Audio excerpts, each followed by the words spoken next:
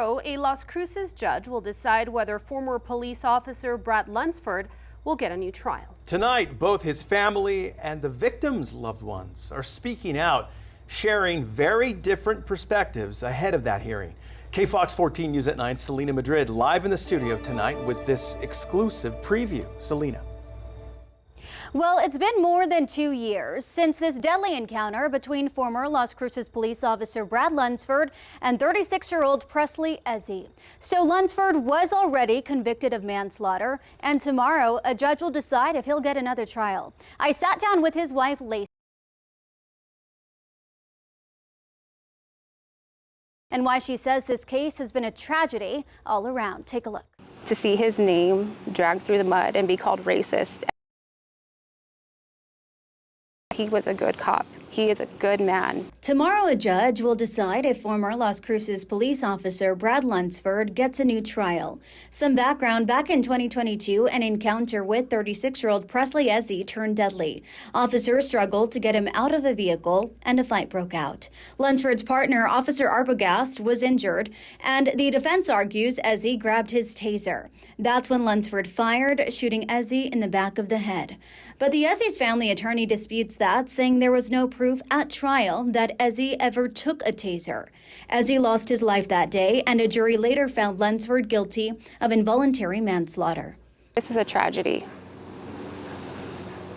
A life was lost, and Brad did what he had to do to make it home to us and to make sure Arbogast made it home to his family.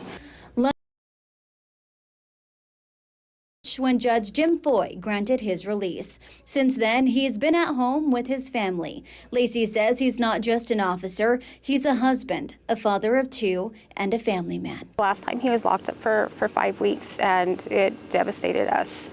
They took away the love of my life, you know, my boy's dad, and it was heartbreaking. So this time we're telling the boys, Daddy could possibly go away again, you know, and they still don't understand how. What makes this hearing different are the mistakes the judge himself has already admitted to. During the last hearing, Judge Foy acknowledged he didn't double-check which jurors were regulars and which were alternates. He delegated the task to a clerk and never confirmed with the attorneys.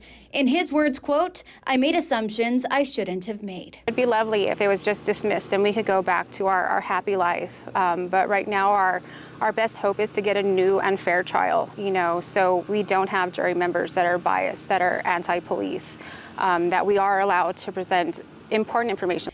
That's what this hearing is about. 3 motions filed by Lunsford's attorneys challenging the jury and the evidence presented. However, in a statement from the Eze family, they say the new trial would reopen the wound of his loss, saying, quote, "Brad Lunsford testified before a jury and received a fair trial. All 12 jurors who deliberated are honorable citizens."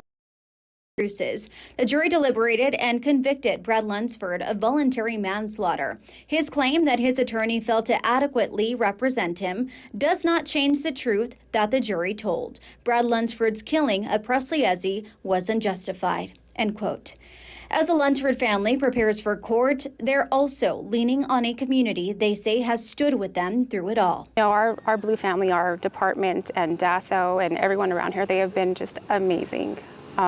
They're our family, and they're there for us. Chief and Jennifer, his wife, they've been amazing. We're just so thankful to have such a strong Blue family. We feel so loved and so supported, and you know, we have an army behind us that's willing to fight with us, so that, you know, we're eternally grateful. We'll fight everything till we get justice for Brad.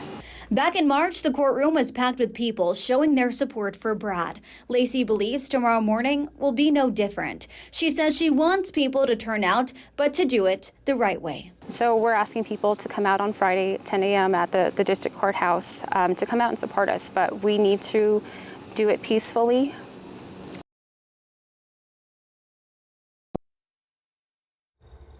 So I do want to say that I did reach out yesterday morning to Attorney General Raul Torres, who has stood by his stance this entire time that Brad Lunsford is guilty. Despite receiving a response from someone within his communications department that they were working on a statement for me, I never received one after following up numerous times. That hearing tomorrow is set for 10 o'clock in the morning at the District Courthouse in Las Cruces.